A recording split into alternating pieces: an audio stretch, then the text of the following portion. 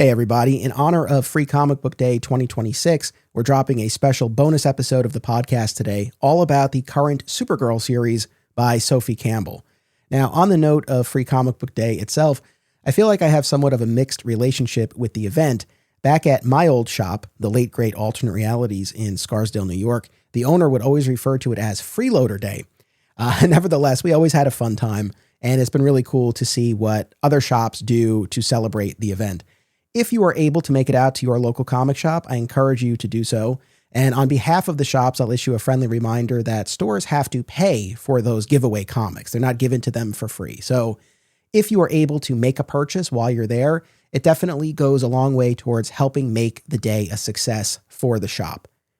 I also want to give a special shout out to the stores that you have heard from and about on this podcast. The Aw Yeah family of stores in Harrison, New York, Skokie, Illinois, and Muncie, Indiana, Fat Moose Comics in Whippany, New Jersey, and Acme Comics in Greensboro, North Carolina. I hope those shops and all the shops out there have an awesome, successful Free Comic Book Day. Now, on the note of the Sophie Campbell series that you're going to hear us talk about in just a moment, I wanted to mention something that we didn't talk about explicitly in the episode, although we have talked about it in recent episodes, and it will come up again not too long from now. The current Supergirl of the DC Universe is actually the pre-Crisis Kara Zor-El, who met her end in Crisis on Infinite Earths. According to Mark Waid's New History of the DCU, that pre-Crisis Kara Zor-El was resurrected during that Superman-Batman Supergirl arc. So one of the things you will hear us talk a lot about in this episode is how Sophie Campbell has really been mining Supergirl's pre-Crisis history. Well, all the more appropriate given the fact that it is ultimately that same iteration of the character. So I just wanted to mention that to provide some additional context. All right, enjoy the episode and happy Free Comic Book Day.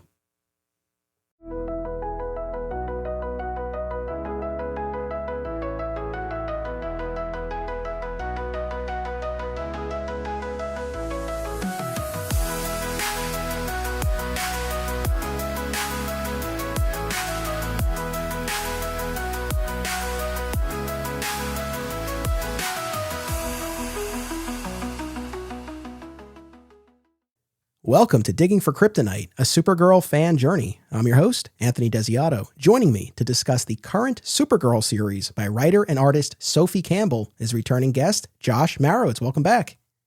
Thanks for having me. I'm excited to talk about this series. We're going to be digging into the first 10 issues of this current Supergirl series that launched in 2025. So let this be our official spoiler warning to all of the audience members. And let me just toss it to you first. What has your experience been with the series? Did you read it from the start? Did you come to it a little later? What's the reaction been? It's been great. I started from the beginning, and I started around the same time I was reading Metamorpho. And I thought that those two series were not homages, not pastiches, not, I don't know, those series honored the spirit and the flavor of some DC books in the past. They were the first books in a long time that I thought were like fun. And not to say that I don't think that comics aren't good anymore. I'm not one of those guys that comics are terrible after 1970 or what. I know those guys. I'm not one of them. But this is the first one that, like, I don't know. I've enjoyed. I've been smiling as I've read it. It's just a good time, and it's not overly serious and overly mopey and overly posy and flexy. It's just good. Right on. No, we love to hear it. Yes, it really has been a delightful read. I'd be lying if I said I was following it month to month, as is often the case with me. As I say all the time, it usually takes my doing an episode on something for me to really carve out the time and catch up. And that's what I did. And I had a great time. I think this is a really winning, charming take on Supergirl and her whole cast of characters here. This brings Supergirl back to Midvale, reunites her with her adoptive parents. In this instance, it's Jeremiah and Linda Danvers. So a little bit of a mix here. Certainly in the pre-Crisis territory, it was Fred and Edna. And then, if memory serves, during the rebirth leg of our DC journey here, Jeremiah and Eliza were her handlers. They were DEO agents who were her handlers. So now what we seem to have here is a little bit of an amalgam of that. So in this current iteration, it's Jeremiah and Eliza. They are DEO agents, but they are also her adoptive parents and adopted her from the orphanage and have raised her. So we have Supergirl back in Midvale, living as Linda Danvers, complete with her hair color changing comb that we had in pre-crisis territory. And she forms this group with Lena Luthor and Lesla-Lar, Kandorian villain turned ally, and Luna Lustrum with her psionic abilities. And piggybacking off of what you were saying, this is a book lovingly steeped in Silver and Bronze Age Supergirl lore. And we were talking off mic. I'm very glad I hit this series in our coverage now and that I didn't try to tackle it sooner, because I have vastly more appreciation for it, having just gone through all of that pre-crisis material, because there is so much that Sophie Campbell is drawing from. Have you been picking up on that as well? Yeah. I told you off mic that is in the first issue on what, page 2, page 3, there is a reference to the yellow ring of Norcon, and I didn't know what that was, but I knew it was from something, because that is too specific a thing and too specific a name to not be. And then I started going down the rabbit hole as I was doing the reread leading up to this recording of every character. I was trying to find their first appearance and then reading it, trying to map out the trajectory of that character in the original to see, oh, what can I tell now? What's going to happen in the new one? And I don't know that that was doing anybody any good, but it was so steeped and so lovingly steeped, as you put it. I was just really intrigued to go back and read it all. And I've had such a good time doing it, but I've made myself so much more homework than was necessary for this recording. You're telling me, man, story of my life. But yeah. It's funny. So I read an interview on DC.com with Sophie Campbell, and I also read a Reddit AMA that she did talking about this. And essentially, this wasn't a project that she was pursuing. DC came to her with the opportunity, and she really did her homework. And in one of the interviews, she specifically cited that short-lived 10-issue series from the early 70s, simply titled Supergirl. That was a big source of inspiration for her. So yeah, clearly she's put in the time and she's pulling a lot in. But yeah, I want to spend some time on the book's approach to continuity, because I think it's fascinating in a number of respects.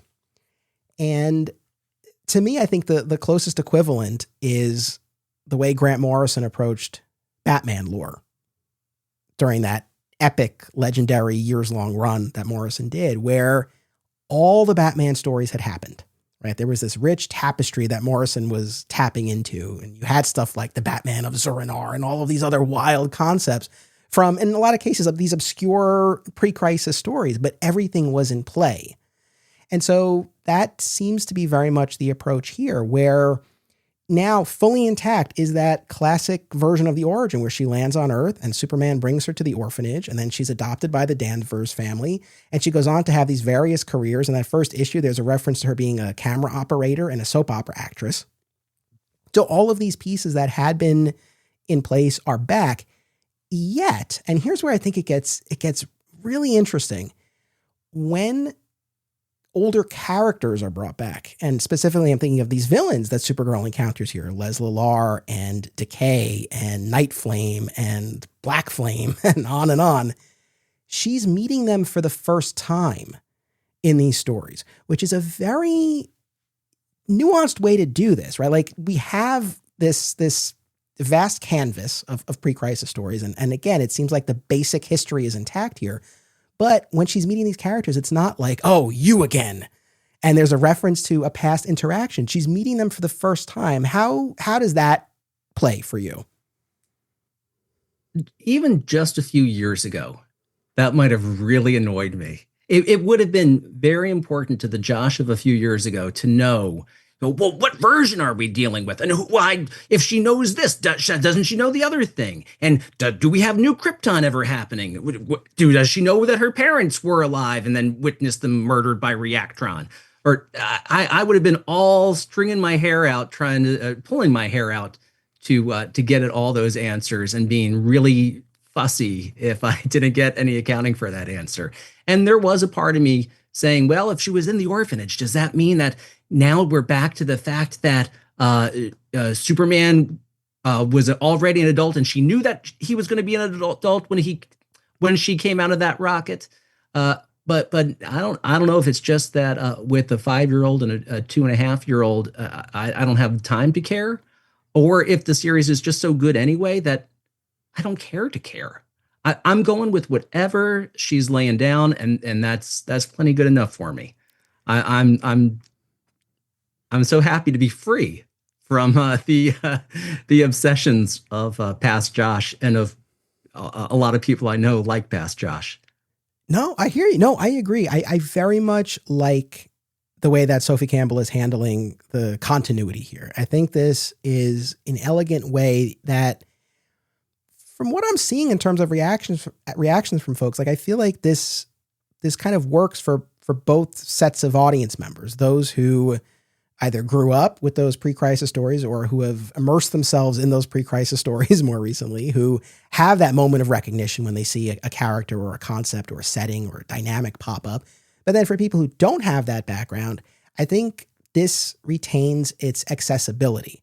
And I think by making these encounters with these various characters the first encounter, I think that goes such a long way. I think because it's funny, we talk a lot about, there are all these deep cuts, and there are. I mean, virtually everything in these issues comes from somewhere. Like if there's like audience member, if you are reading this series and you're not familiar with Silver and Bronze Age, and there's a character who pops up, 98% chance that character comes from some Silver or Bronze Age story. And I think the risk with something like that is then it just feels like, oh, are we just kind of peppering this with references and it's just this nostalgia play and nothing more. And that's not the case. But I think by making these the first encounters, that overcomes what could be a hurdle. So I think this was a very, very smart way to sort of cover all bases. But not the first encounters with her friends. She meets that Clarissa girl in the first issue, and I didn't know who Clarissa was, and I Googled it and found she appeared in one issue of Action Comics ever. And there she is. She's sitting on the bench with Linda and chatting away like they're old friends. And it makes the world feel lived in, that she's had these friends and these relationships. And she loves that. What's the restaurant she keeps talking about? Midvale. Is it Midvale Munchies? Yeah, with the mac and cheese sandwich. Yeah. And that's the kind of thing that it feels like she's always loved, Midvale Munchies with the mac and cheese sandwich. But you're right. Then the villains she's meeting for the first time, even when it's not the first time at all. This is a 50 or 60-year-old character that is being brought back and being dusted off. Yeah. Yeah. So it really is able to feel both classic and modern, and it can be tough to do that. And I think this series accomplishes that. But yeah, to your point, and I feel like this is so worth mentioning here because there are all of these deep cuts, these pre-crisis pulls. And you might expect when you read, for example, issue number 6 with Night Flame, and you realize, oh, Night Flame comes from the Bronze Age. Night Flame must have been a major antagonist. One issue. One issue. Right? So it's one of those things where, like, when we say they're deep cuts, they're deep cuts. And I don't view this as a positive or negative, but just like it's going back to what you were saying, for anyone who might feel like this book requires homework, it really doesn't. It doesn't. You don't need to do the homework. You can read this series unto itself and you'll have everything you need. And even if you did want to delve in a lot of these instances, we're not talking about, major arcs or series or anything like that. These are some pretty isolated appearances that she's pulling from. Yeah, when I read this series month to month the first time, I had the nagging sense that, this is from something. I know that Laron is probably from something I don't remember or haven't read. But until I was going to be talking on the podcast, I didn't ever think that I needed to research anything. So don't go in thinking, this is too much for me to understand. It's not. They give you everything you need on the page. It's funny because I guess, now I get the references because I've just spent a good bit of time with those older stories. Still, though, I don't have a lifelong affinity for Lesla-Lar, right? So my mileage only goes so far, but I can appreciate the enthusiasm of some other folks, like our recent guest, Martin Gray, or our upcoming guest, Dr. Ange. I mean, these are two veteran Supergirl fans. They've been reviewing these issues, and clearly it's resonating with them to see all these characters and concepts dusted off. And it's one of those things, even if I'm not giddy with excitement personally, I've been there with other things. You know how excited I was when Lex's daughter, Lena, popped up again after being relegated to continuity limbo. I thought the ship had sailed on that, and I thought that's the end of it. And then Josh Williamson brings her back, and all of a sudden, this story in my head of Lex had this daughter and then she just disappeared and that's it, changes, right? And is opened again. And we have, and she's playing a large role in this series. So I've been there with plenty of other characters. My God, I've had a number of people send me panels from recent issues of Superman where Ignition is back. Ignition. Never thought I'd see the day. So we all have those things we get excited about, is my point.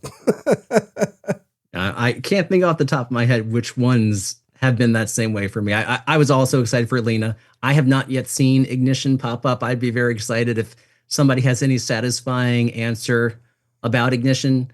Joe Kelly says he doesn't, but maybe someone else now does and can take him somewhere new.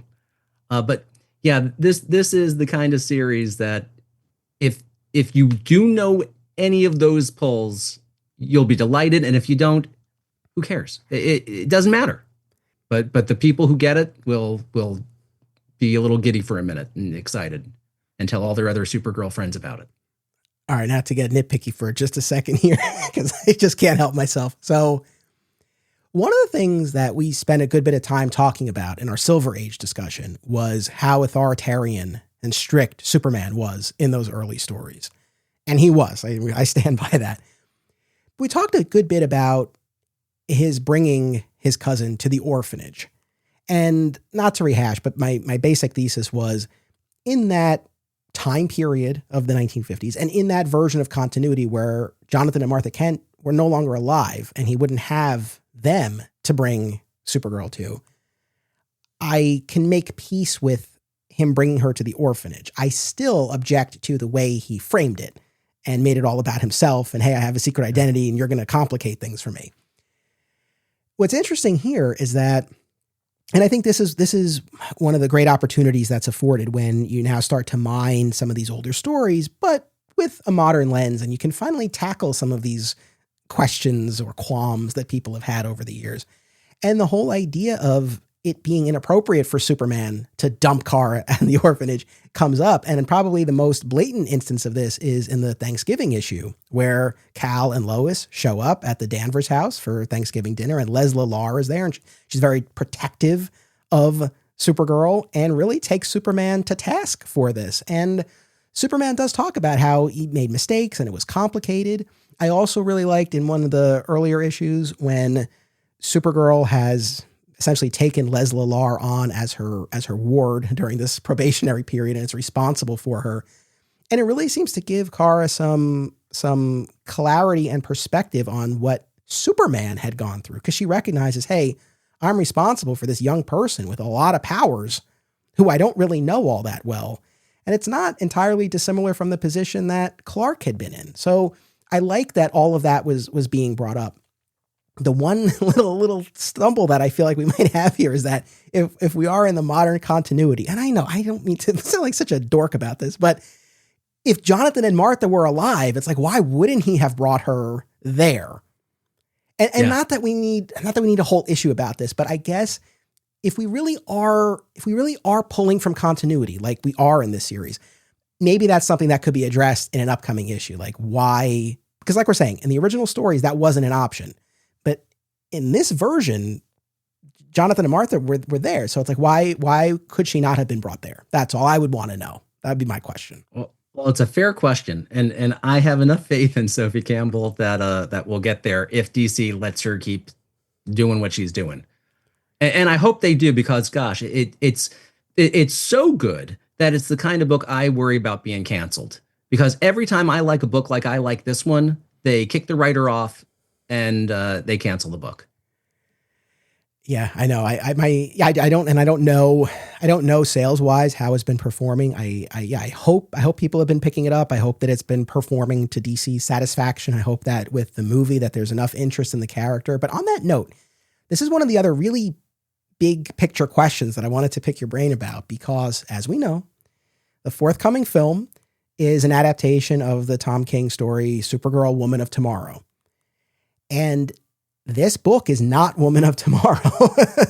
Tonally, they are pretty far apart. And I guess it's just, I don't know, it's interesting to me from a publishing strategy perspective, because these days we roll our eyes at the word synergy, but it's like, you would not have been shocked, right? Like, I would not have surprised me if DC said, okay, we've got this movie coming out based on Woman of Tomorrow. We got to have a book on the stands that taps into that mode of the character. And they've not gone in that direction. I'm just curious what you make of. Are you surprised by that? Are you relieved by that? Like, how do you feel? Well, I am relieved. And actually, I'm not too surprised, because thinking back just the past 20 years, I don't think they've ever done any kind of synergy like that. When The Dark Knight was out in theaters, wasn't that when Batman was dead and Dick Grayson was Batman? And then you had Green Lantern in the movie theaters being terrible. And in the comics, like, people actually still liked it. And I mean, then you had, there are so many things that DC could have done some synergy with and doesn't. I mean, there's that Superman movie in the theaters last summer. And yeah, the Superman comics have been good, but if a kid rolls into the comic shop and says, well, I'm 5 years old and I'd like to read Superman, what do you hand them? They didn't think that movie was going to be mass marketed and Superman wasn't going to be on backpacks again, and they don't have anything to hand to that kid. So I'm not surprised. And actually, I'm quite relieved in the case of Supergirl that they're at least not yet doing anything to mess up that book and try to steer it more in the direction of Woman of Tomorrow. I'll be awfully sad if they do. Yeah. No, I mean, it's one of those things. If Sophie Campbell's take had been different and had been something more in line with Woman of Tomorrow, great. I'm all for creative freedom is my point. And so the fact that it seems like she's been given the runway to take the book and the character in the direction she wants to, great. And I'm all for that. I'm definitely not sitting here saying, hey, this book should be more like Woman of Tomorrow. Like I said, I said in a previous episode, if you want Woman of Tomorrow, you can get it in softcover, deluxe edition, hardcover, compact edition, digitally. Like, it's out there. There are plenty of ways to experience that. But I'm gonna go a step further here, and this is where Martin and Dr. Ange, and maybe you as well, will disagree with me. And once again, maybe at the end of this event, I have to do a supercut of me like defending Tom King, because it's the unlikeliest position that I ever thought I would find myself in. And yet episode after episode, like, I'm doing it. But I guess in terms of certainly the art style, the aesthetic of the book, and the overall tone, very different from Woman of Tomorrow. And this is clearly a brighter, warmer, more hopeful iteration of the character. I think that's a fair description. However, I still don't think this is miles apart from the Woman of Tomorrow story. And I think two things make me feel that way. One is, we talked a lot in our Woman of Tomorrow episode about how Kara's acts of compassion throughout that book really resonated, and I feel like showed her character, helping Ruthie to learn how to wash her hands and taking over the digging of the graves on that planet. Those moments really stood out. And yes, there are also some very dark moments, and we go in a number of different directions, but that bedrock of her compassion, that to me was a standout. And here in this book, I think you see something very similar, that compassion and that empathy. I mean, the fact that at the conclusion of that initial arc with Lesla-Lar, who's been impersonating Supergirl and taking over Supergirl's life in Midvale, when Supergirl ultimately wins the day and by all rights could and should just clock Lesla-Lar, she doesn't. She doesn't hit her. She hugs her. She recognizes the profound loneliness of this girl that would drive her to try to take over Supergirl's life. And there are other instances too, when she encounters Decay at that goth club. Her first instance isn't to try to fight or hit. It's to say, like, hey, what's the problem here? Like, what can we sort this out? Princess Shark as well. she's willing to help and does help. And Princess Shark had this whole gambit to lure Supergirl in, has her transformed into a mermaid with this turquoise kryptonite concoction, all that business. And Supergirl there too was like, hey, you could have just asked. Like, I would help you. So the fact that her instinct is to lead with that compassion, empathy, try to find understanding, lend that helping hand, that stands out. And I do see that as a shared DNA between these two versions of the character, even though the vehicles of the story are different. Well, sure. And that just makes sense considering what you just said about the view that the series is the Grant Morrison take on Batman, that everything counts. It's the same Supergirl. And of course, the Supergirl here who is compassionate with all the people who are maybe not deserving compassion in that moment. Of course, she'd be compassionate. She was compassionate before Tom King. I mean, maybe the best thing that Tom King did was like he did know who Supergirl was. He doesn't always know who these characters actually are, but he did know who Supergirl was. And that's not my favorite story in the whole world. And it didn't revolutionize Supergirl the way that people think it revolutionized Supergirl. It was some of the most beautiful art that Supergirl has ever had. That's for sure. But he did tap into that compassionate part of the character that I hope we see on full display in the movie coming out. Yeah, absolutely. It's funny when Martin was here and I asked him about Woman of Tomorrow, and the first thing he cited as an objection was the fact that Supergirl in Woman of Tomorrow is off in space celebrating her birthday, getting drunk alone. The idea that she was alone either because no one asked her to spend her birthday with them or that she actively chose not to. Like that was something that seemed to be a bit of a sticking point. But I guess I look at the Christmas issue of this series, the Sophie Campbell series, and it's a very melancholy time for Supergirl here. And no, she doesn't fully withdraw or go to a red sun planet, but it's the sort of thing where even this version in the Sophie Campbell series, I could maybe see this version feeling a bit down on an occasion and choosing to go off and have a little bit of time to herself. And if there's one issue in particular that really feels like a bridge, it is that issue number 6 with Night Flame. The personification of her dark side shows her all of these traumatic moments of her life. And it's that classic origin story with the destruction of Krypton and then the destruction of Argo and her arrival being placed in the orphanage. And then we see other moments like the death of Dick Malvern, because we see her with someone who's ill and dying. We see Crypto getting shot with the arrow from Woman of Tomorrow, and the death of Comet from Woman of Tomorrow. So we're seeing all of these pieces kind of come together. And so I was very appreciative of that issue in particular, because that did feel like a bridge to me. And like we were sort of now integrating these various takes. Yeah. Do you watch Shrinking on Apple? No, I don't. And that's one of the ones I'd love to watch if ever I could watch a show with my wife that wasn't Housewives. It's great. And I want to quote something from the season 3 finale, but I don't know that I would really characterize this as a spoiler because it's not plot based.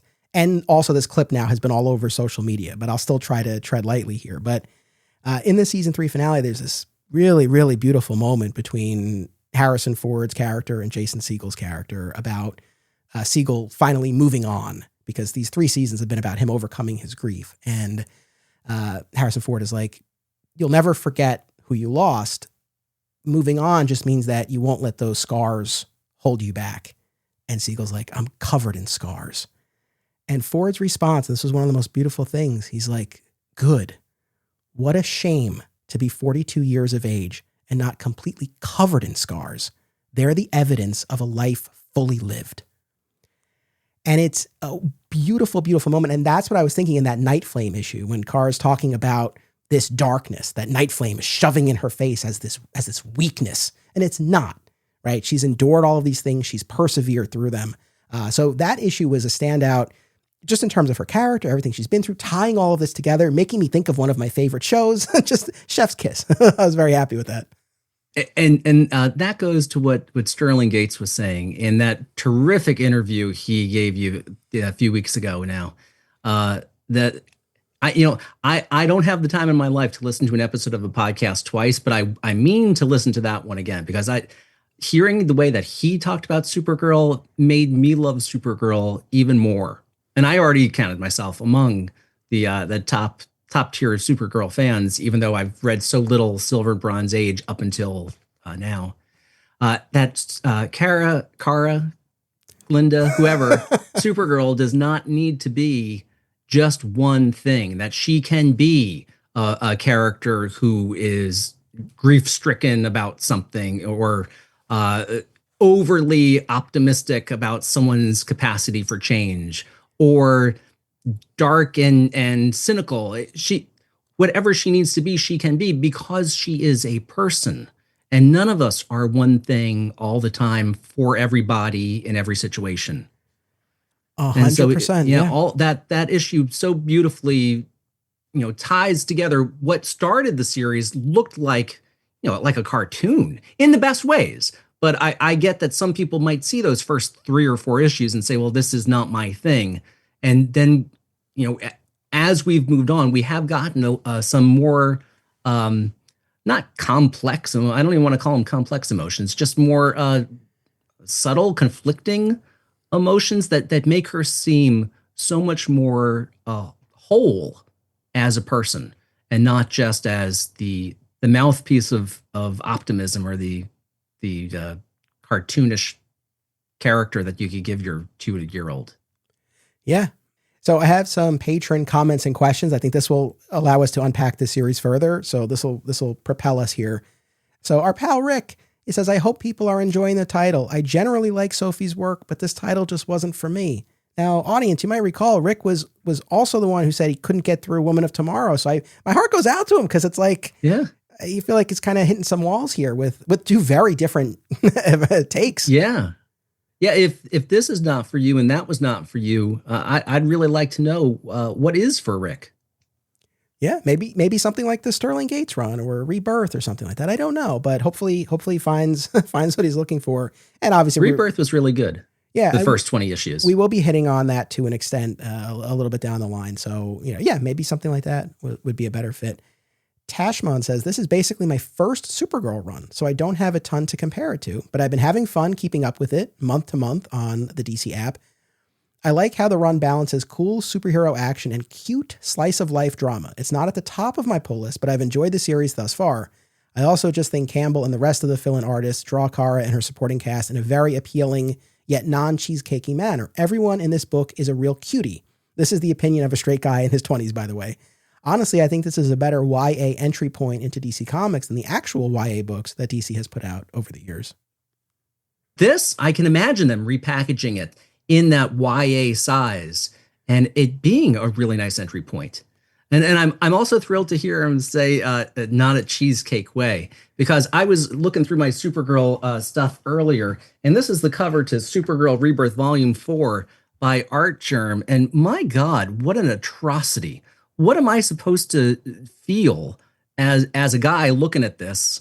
And what am I supposed to then, like, I've got 2 daughters who they saw 10 seconds of Supergirl in the Superman the Animated Series the other day, and the little 2-year-old has been going around saying, I'm Supergirl. Like, she loves her. And like, this is now what I have to show Clara, that's Supergirl. That makes me feel so yucky as a guy and as a dad to 2 girls. And I guess to that point, I'm kind of disappointed that the newest Supergirl costume was designed by Art Germ. And I don't know why sadly, I do know why he's as popular as he is, because I guess other people don't seem to know that they can just go get pornography directly, and they don't need to have it painted onto covers of a 20-something-year-old girl that maybe little girls would like to look up to if they didn't think that they were looking at sleaze. And I'm not normally a prude. I was a high school teacher, so like I've got real thick skin. I'm not hypersensitive. I'm not. I don't have any kind of sense of humor problems. Like I'm good, but through the eyes of a dad, especially, I don't know how anyone could look at that and justify it. So I would really like to know, in her heart of hearts, is Sophie Campbell okay with this? Like, how did that work? Was she assigned Art Germ to design the costume? Did she ask for Art Germ to design the costume? Was she saddled with it? Is she secretly resentful? Would she like to do something different? I don't know. I've just realized how far afield I've taken us in a totally innocent question and a nice comment about how cute the book is. No. How cute the book is. It's so cute. It's so nice. It's so accessible. I would feel totally good opening up that comic with my 2.5-year-old and like, okay, she can't read it or understand it exactly, but like she could look at it and I won't feel like, oh. So no, I appreciate your passion and your perspective. I mean, we're both parents of young children. I have a boy, but similar types of concerns. Like I get where you're coming from on this. And yeah, as far as this new Art Germ design costume, I mean, it has most of the elements that I like to see, specifically that contrast between the blue tunic and then the red skirt. But yeah, we now have the bare belly button again. And I think that's the aspect of it where it's like, yeah, just give her the full shirt. Yeah. But it's funny. I had a feeling this was going to come up at some point in one of these episodes because I was thinking about this when we look at how the character has been sexualized in the modern era. And, we're at a point now in the comics where she is in her 20s, but when she first returned in the mid-aughts, she wasn't. She was a young teenager. And it's one of those things, as the audience knows, I mean, I worked at my local comic shop for many, many years, and you see all different kinds of comics on the shelves. And yeah, there were those specific cheesecake books and they had their audience. And it's, I don't say this to kink shame anybody, right? I really don't, but I just never really got it. I guess to kind of build off of something that you were saying. Yeah. I guess like the idea of sort of being titillated by comic book art in that way was just never a thing for me. And that's not to say that like I can't appreciate a character drawn attractively in the pages, but there is a difference between that and like really kind of gonna get my rocks off with something like that. Right. And that I just never really got, maybe in part for the reason that you're saying, like, especially these days, you can look at like anything you want at any point. So I never totally got that. And yeah, to the extent that a highly sexualized version of the character on the page could be a barrier for a certain segment of your audience or potential audience. Yeah, we don't want to have that. So yeah, I mean, I'm very happy with the artistic approach here. I guess I don't have as much of an objection to this specific costume, although yeah, I guess I still would prefer the full, is that your main issue with the current costume? I don't have an objection with the costume. I'm just, this series especially felt so creator driven. I mean, here they, like you said in that DC interview, Sophie Campbell said, yeah, I wasn't looking for the job. They just gave it to me. And I said, yeah, I'll do it. And so then they didn't let her like make her own costume. Like she seems like she's got the design chops to make something of her own. Yeah, that is curious. Yeah, and I don't know enough about exactly how the series came together other than what she shared. But yeah, I mean, I guess the idea was we're doing a new Supergirl series. We have this new costume that's been designed and they wanted to stick with it. But look, we've been talking already in these episodes about how Supergirl's costume has continued to evolve. So, and even in these early issues of the Campbell series, when her current costume is compromised, she digs through those old boxes and pulls out a bunch. And yes, audience, they're all from the Bronze Age of comics. So you got to see some of those classic versions of the costume. So maybe this will continue to evolve here. But your point is well taken, particularly in the sense that I think even more so when you're dealing with a writer-artist, someone who's handling the primary components of the story, yeah, you might expect a bit more of that freedom in that sense. So, yeah, if that's what she would have designed, great. Now we also have from Jeff here who says, I'm really enjoying the series. It fits in well with the overall vibe of DC letting creators be creative again. I love the nods to various Supergirl eras, but with modern sensibilities. Kara's characterization is chef's kiss. I really like that the art isn't pigeonholing superhero body types into one standard mold. This is a great point. He says, being able to know characters by silhouette alone is so important in visual storytelling. That is a great point. And then he says, I also love the addition of Kryptonian rabbits. Why should dogs and people be the only ones with doppelganger species? Okay. I agree and I disagree. So I agree with the logic of it, that if we're going to have crypto, and we're going to establish that on Krypton, there are canines, then yes, I agree that logically it stands to reason there would be Kryptonian counterparts for many other Earth animals. I'm on board with that. In the specific context of the series, it's like, Lesla's super rabbit Candy. That's like Candy with a K. I care about Crypto. I love Crypto. Comet the Super Horse is intriguing enough, and Woman of Tomorrow kind of made me a bit more invested. And then looking at the Silver Age origin, I got a little bit more invested. I can only get so excited about Streaky, and I really couldn't care less about the rabbit, but for anyone who's enjoying it, I'm glad. I don't know that I care about the rabbit the way that I care about Crypto, but I like the rabbit. The rabbit's exactly as silly as anything else here and anything else that we've been reading for all these years. And it took me a minute. It took me the second time reading the series to get the name Candy. Like that's how thick I was. I'm just yeah, Candy. Okay, it didn't occur to me at all. It's Candor Candy. Okay, that's what I'm dealing with. I will say too that not only are we getting these characters dusted off from the pre-crisis era, but they're being fleshed out in a very welcome way for me. So Lesla-Lar is a perfect example. And we talked a good bit because in the Silver Age, there weren't a ton of true arcs. It's like serialized arcs in those Action Comics backups. And that was one. I mean, we were in that mode with Lesla-Lar taking Supergirl's place on Earth for a while. And there, it sort of started and ended very abruptly. It was like she was in Candor. She was watching Supergirl through the viewer, and she had this idea, and she hatched this plot. And then towards the end, the Kandorian police are just like, "Hey, what are you doing?" And that's it. So here, the fact that we see Supergirl on her patrol in Candor with the ring, like you said, from the pre-crisis era that allows her to retain her powers while in the Bottle City, that she saves Lesla. And there's this fixation that Lesla develops where she feels like everything comes too easily for Supergirl. She wants the attention, but is also fixated on Supergirl herself. And then like we said, Supergirl is able to get through to her and embrace her literally and figuratively and take her in, and she becomes part of the crew and becomes an ally. And it's like, yeah, that's the sort of development that those earlier stories weren't necessarily built for, but these stories are. And I'm really glad that we got to see that. Like Lesla-Lar went from kind of, I don't know, Silver Age curiosity. Like, oh yeah, like there was this character who switched places and it was a big arc to now someone that I could get more invested in. For sure. I was shocked when I read those Lesla-Lar issues in Action, just how abruptly it ends.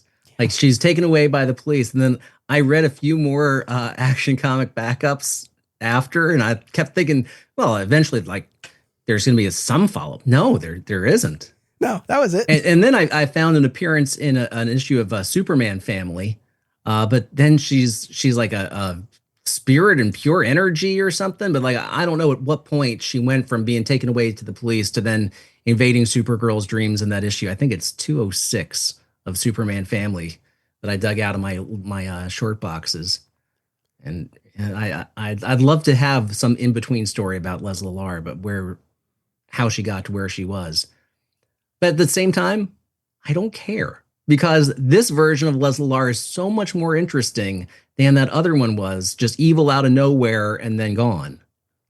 Yeah, like having that moment there and seeing that fixation develop and seeing the tough relationship with her parents and how hard they are on her. Like you get enough backstory here where you get more of a sense of where she's coming from. While we're talking about this, if one other thing that was interesting to me, especially given the name of our podcast here, a few different varieties of kryptonite that pop up in this series, even just in these first 10 issues. So you have Lesla blasting Supergirl with black kryptonite that that turns her into Satan Girl, right? And what do they say? Inverts her morality and intelligence, so she becomes very unethical and stupid, essentially. And I love how her version of being evil is pantsing all of the Midvale residents. I love it. Anthony, that's exactly what I wrote in the notes, that her version of evil is so charming. Pantsing, and she ruins someone's garden, and she blows out someone's birthday cake so that the cake splatters in the kids' faces. Like, that's her evil. Yeah.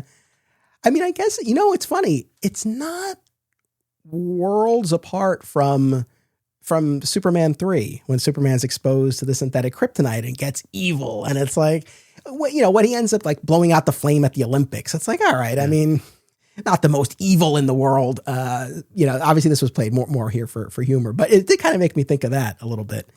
And then, yeah, there's that turquoise kryptonite that the sea hag creates that turns her into a mermaid. That seems to have a magical component to it, though, besides being a version of kryptonite, right? Yeah, I think so. I think so. And then periwinkle kryptonite. Yeah, that comes back. Lena uses to essentially allow Lesla-Lar and then inadvertently Kara to get drunk at a New Year's Eve party. So we have that. And then pink kryptonite in the issue with this mystery hot tattooed guy who Kara met at the goth club and is very intrigued by. And she's just falls head over heels over this guy. And it's pretty baffling to the others. And then it turns out that, yeah, these earrings that he's wearing, they are meteorites and they're pink kryptonite that contain the spirit of this Kryptonian named, what is it, Lesla-Lar? Yeah. Right. Who's trying to forge these matches. So pink kryptonite, wasn't expecting it. Wasn't on my bingo card. Now, and where did pink kryptonite first appear? Because that's not new either. Did you remember? Did you look into that? Well, pink kryptonite, I want to say the first instance was really as a joke in Many Happy Returns in the Peter David Ed Bennett storyline when they're in that alternate reality. And then there was kind of a play on it in the kryptonite spectrum where it seems like, oh, maybe he was exposed to pink kryptonite. But no, I think he was just taking the opportunity to express his affection for others. So I think this was the first, if not the first, like more meaningful depiction of pink kryptonite and it causing someone to become enamored. I'm all for periwinkle kryptonite because that comes out of Superman Family Adventures. And anything that happened in Superman Family Adventures is, well, I guess it can't all be canon because then Jor-El and Lara are alive there, and I'm not into that. But I'm into that for that story. But periwinkle kryptonite exists because it existed in that series. Excellent. Oh, speaking of this guy, he looks like that New 52 character. How do we say his name? Hell or just Hell? I don't know.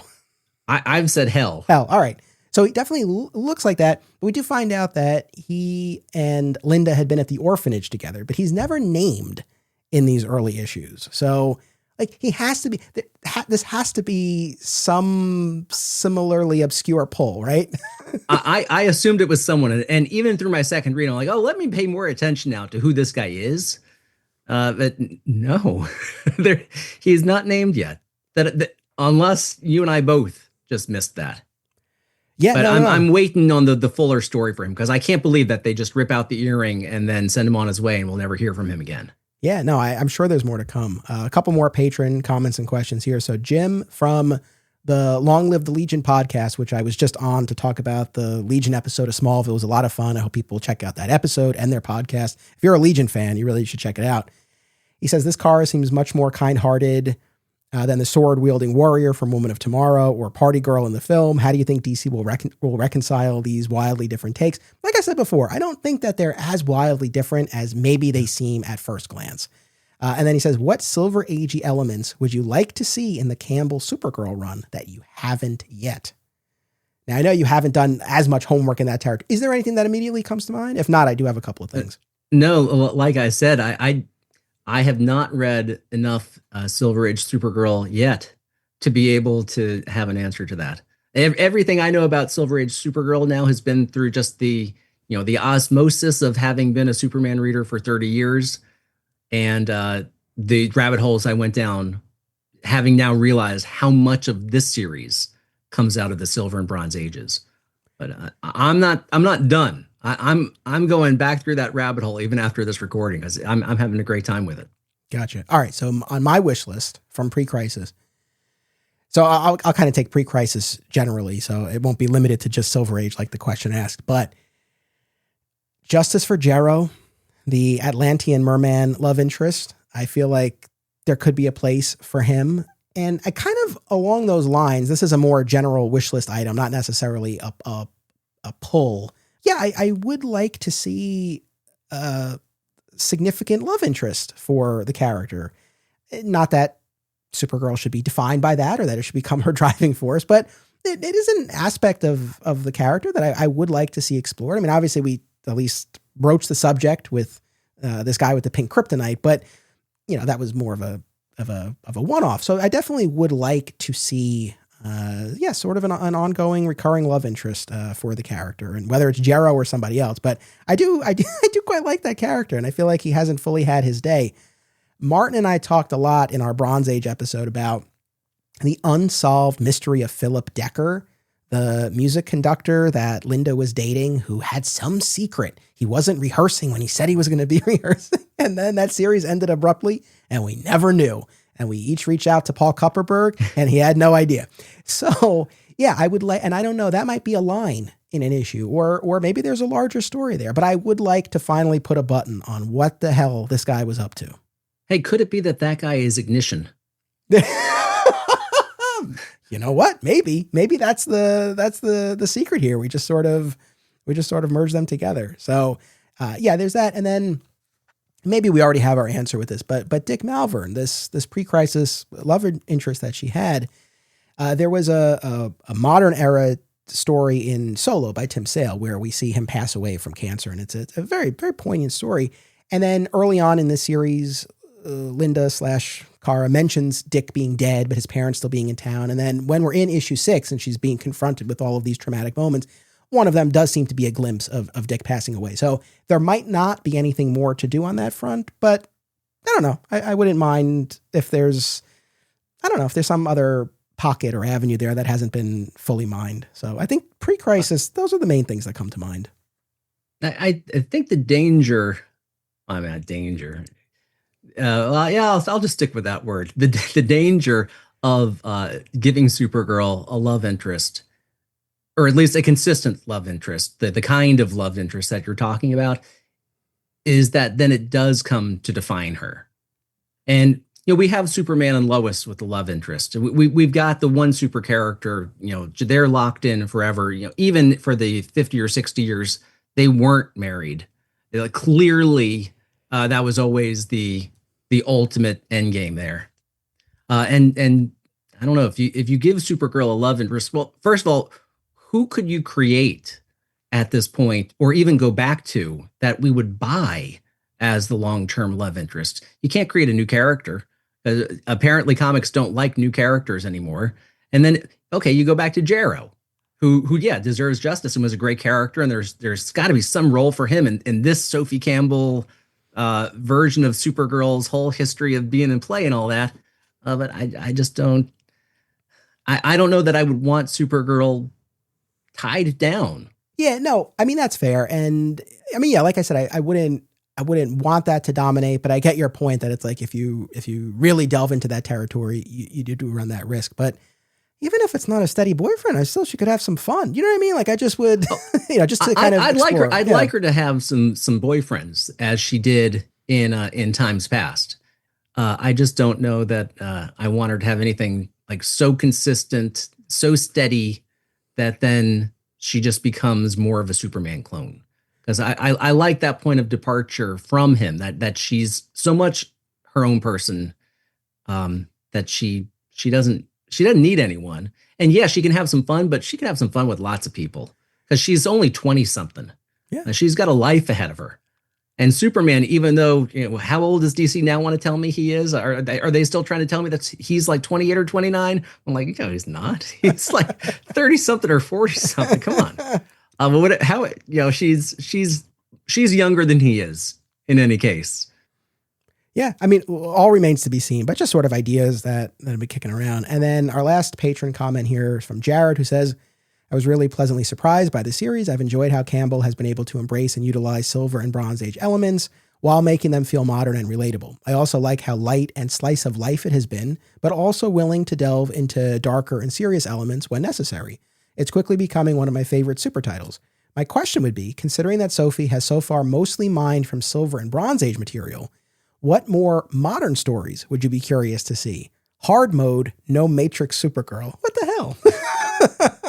And then I was going right to Matrix Supergirl. Yeah, and then he continues, I would be curious to see some of her new 52 history played with, like maybe having to deal with her crazy semi-ex hell, however we say it, or something bigger about her time in the Red Lanterns.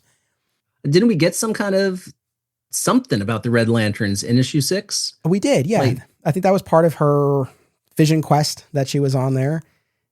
Yeah, I mean, other than Matrix, which I still think that especially hearing what Sterling Gates had planned for his run, it's like, yeah, I think there's definitely a place.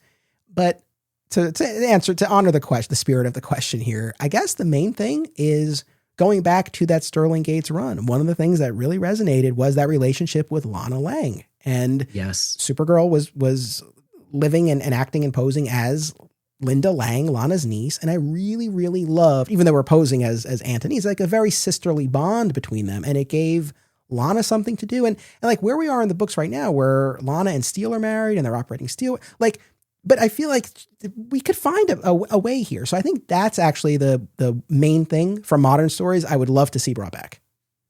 I also loved Supergirl and Lana because, yeah, it did give Lana something to do that wasn't defined by a guy. She wasn't pining after Clark. She's not married off to Steel, and now she's just a Steel supporting character because you're working at his company. Like, and I love Steel, and I'm glad they're happy, but at the same time, they're fake people. So like they don't have to be happy. I really.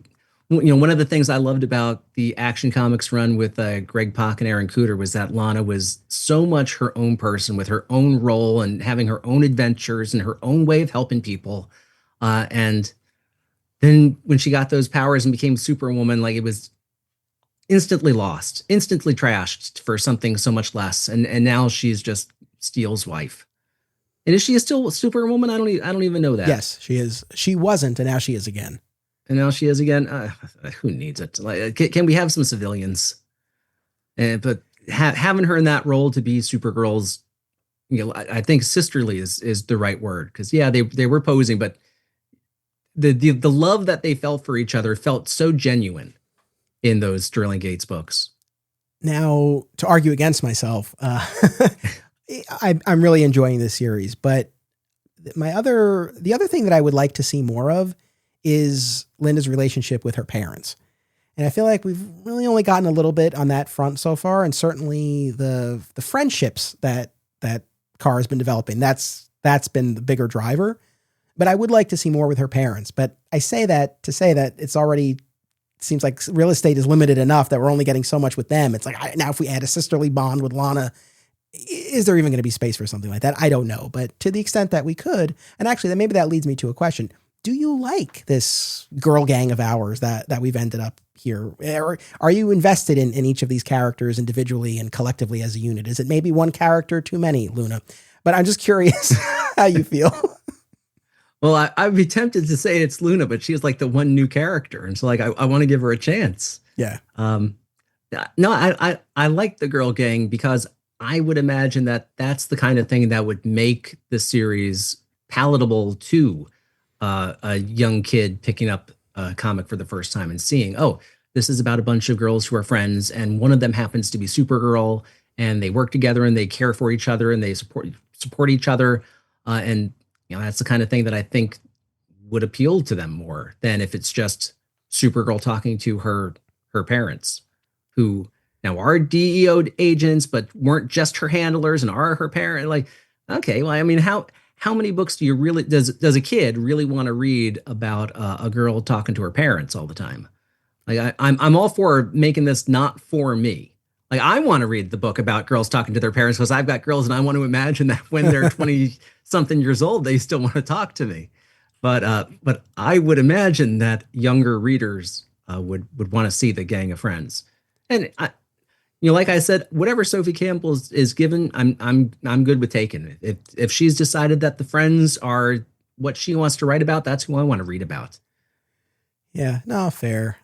I mean, yeah, clearly I would like a little bit more on the parental side, but your point is well taken. I guess if I do have another, not a gripe, but maybe a little bit of a concern moving forward. One of the things, and I've said this before and I'll say it again, but one of the things that really wore on me with the Arrowverse, virtually all of the Arrowverse shows, was how the civilian side like just completely fell by the wayside in every instance. And they all sort of devolved into like every member of the cast is a costumed crime fighter in the bunker. And I don't want this to veer into that. And we have Lesla, and I know in the current storyline, Hero of Kandor, Lesla is back, and there's a lot of business with this youth revolt against the Science Council. We're going to get to that when we cover Reign of the Superboys. But generally, in terms of what we looked at here, yeah, we have a powered Lesla-Lar on Earth. We have Luna with her psionic abilities. We have Lena with her scientific prowess. And so that's a little bit of my, like, I want Supergirl to stand on her own maybe a little bit more. And I want to make sure that the civilian side is preserved. And I guess kind of on that note, I wouldn't mind seeing Kara take a job or go back to school or something. I mean, like we spent a lot of time talking about that Daring New Adventures of Supergirl series, which brought her back to that college setting at Lakeshore University, and she was studying psychology. And I do feel like a college campus is kind of a good setting for this, but whatever avenue it takes, like I'm open, and clearly she's had these different roles. So you could kind of take her in any number of directions, but I think something like that, just to sort of inject a little bit more variety into what her day-to-day looks like. That's kind of where I am. Yeah, I liked that in that first issue, we saw that like, oh, it's time to do my daily or my quarterly inspection. I don't know how often she's going into Candor, but I got the sense like, oh yeah, this would be a few hours in her day to go through Candor and do what she needs to do here. I guess sending her back to school would be okay. She seems the right age for it. I liked it might have been that 70s run when she was like a counselor at a college or at a private school or something. Was it that 70s run? Wherever it was, I read them and I thought, okay, yeah, that gives her some variety. It puts her in a varied setting so that things are popping up. And then, of course, the action doesn't have to come from the college. This isn't a sitcom where everything has to happen on the same 3 sets. So it can happen anywhere, but then we are still grounded in the college. That seems good. Yeah, I guess I'd like something, but I also don't want her to leave Midvale because I like her in Midvale, and I like how Midvale's being portrayed here.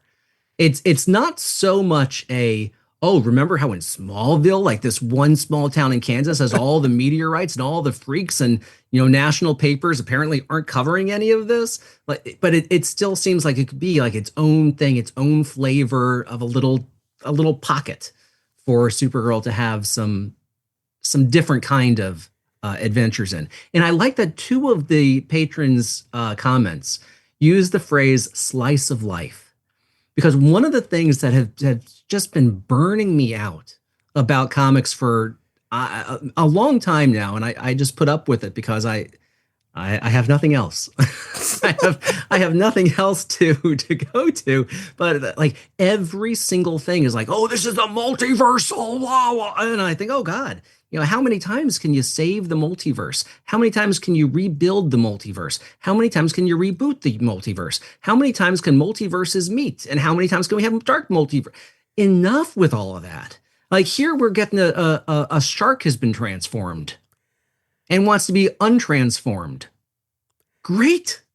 These are wonderful, quote unquote, slice of life stories. We get to see heroes who aren't saving the multiverse. And God, thank you for giving us any stories anymore where that's not happening.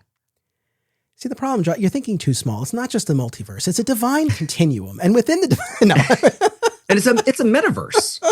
It's not even a multiverse. It's the whole omniverse. It's the yeah. No, I agree. I'm so tired of all that. I agree about the relatively low grounded personal stakes of this, and to the point where you mentioned Princess Shark. Like that's a perfect instance because she pops up a number of times in the early issues as this antagonist and is soundly defeated each time. And in fact, in the second instance, it's Crypto and Candy, the rabbit, who are able to take her out, while Streaky and Tiny Tano take out the cats that had ingested Lesla-Lar's super substance.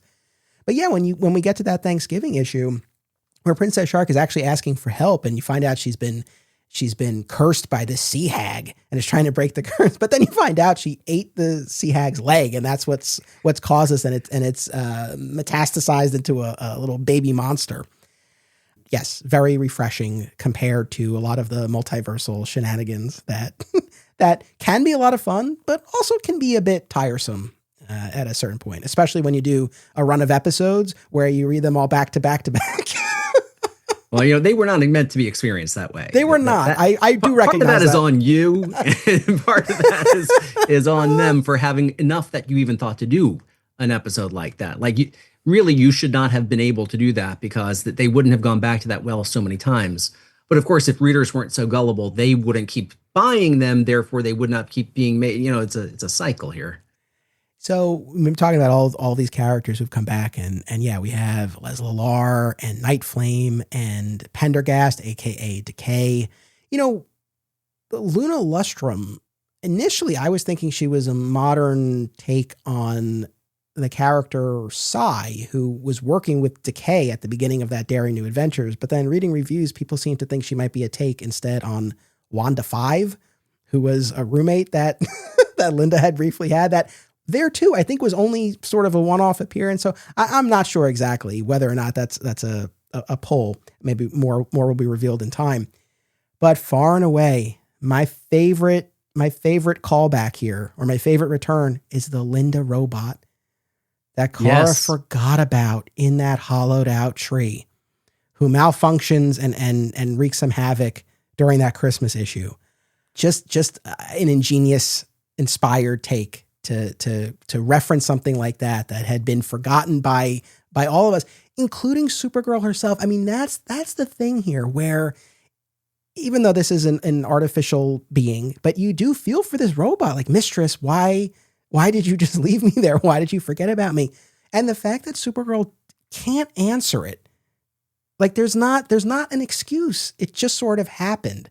And there's something that just felt very real about that. I thought that was such a standout. That was a standout. Yeah, that one, I'm always griping about how long story arcs are these days. Yeah, everything's got to be 6 issues, and if it's 12, it's even better. And that was like 1 issue, and I thought, well, this could have gone longer. This seemed over much too fast to really unpack all of the emotions that Linda must have been feeling, and that I was feeling. Like, see, I was feeling for a robot. A robot, by the way, who doesn't exist because, it's all fake. But like here, I was sad for the robot.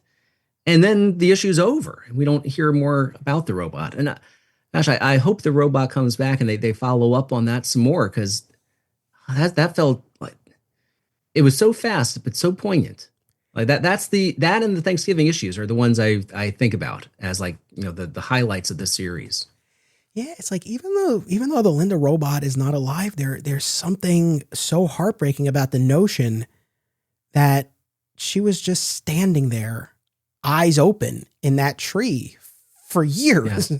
And Supergirl even says, like, I thought you were just going to power yourself down at a certain point, which is not an unreasonable assumption. But yeah, it was just, like I said, this forgotten entity, forgotten by all of us, I think. To bring that back, I thought was great. And then, hand in hand with that, you find out that the Midvale orphanage had shut down. I'm very curious about that. What happened there? Yeah, that definitely warrants further exploration. I hope we get it. Yeah, and I'm with you, though, as far as, like we were saying, about the scope, the scale of these stories, but also the identity for Midvale. I mean, the fact that we have Midvale munchies with the mac and cheese sandwiches, that's real specific. I like that. That's cool. Yeah.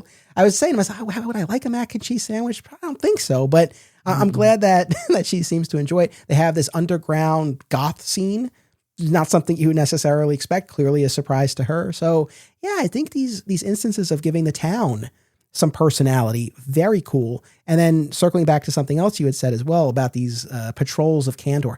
I love that. Like, that was maybe the main thing that was sort of missing for me from that Daring New Adventure series at the end of the Bronze Age, where it was really focusing on the earthly human life and romance and school and all of that, and the villains. And it was great, but there is this other side to the character, even more so because of the fact that she has this Kryptonian upbringing where Clark didn't. So I kind of want to see that. And so between the Kandorian patrols and then now the story that we're in the midst of now, where she's embroiled in this conflict between the youths of Kandor and the science council who hid this genetic anomaly. Great. Like, I think that's a perfect way to use both Supergirl and Kandor to great effect.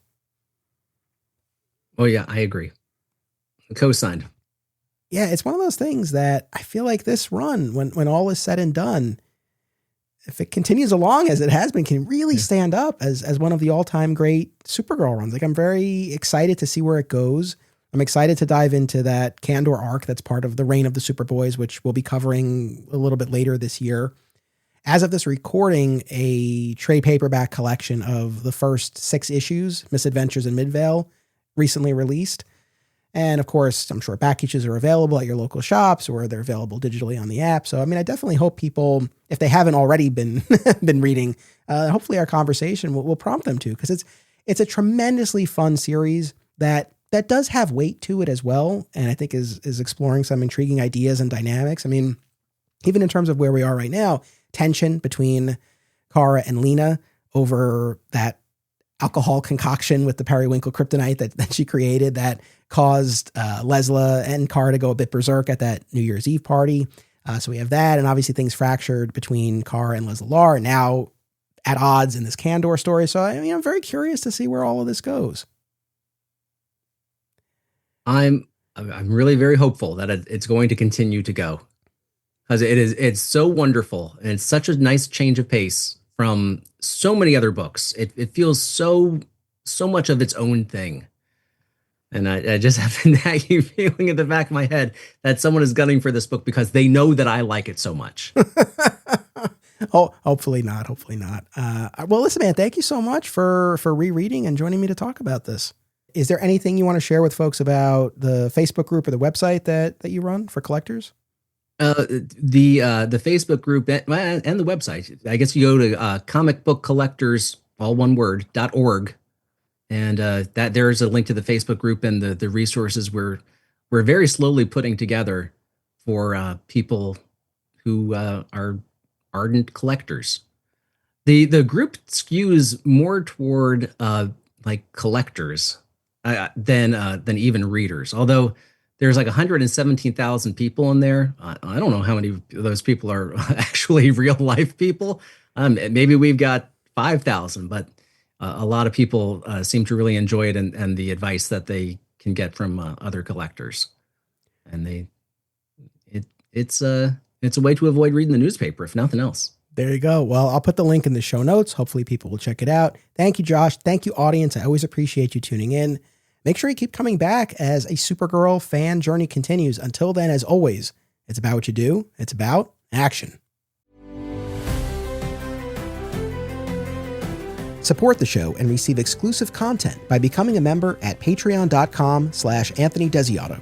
Rewards include our DCU spinoff podcast, advanced listens, sponsorship opportunities, and more. My sincere thanks to all patrons. Please rate and review the podcast via your platform of choice, subscribe so that you never miss an episode, and continue the conversation by joining us on social media. By popular demand, Digging for Kryptonite merch is available at our TeePublic store. Visit the link in the show notes to get your DFK shirts, hats, mugs, and more.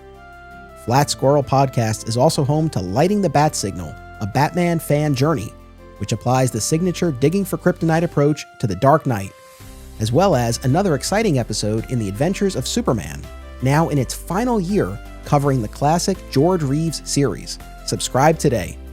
Digging for Kryptonite is a Flat Squirrel production. Key art by Isaiah Simmons and theme music by Dan Pritchard.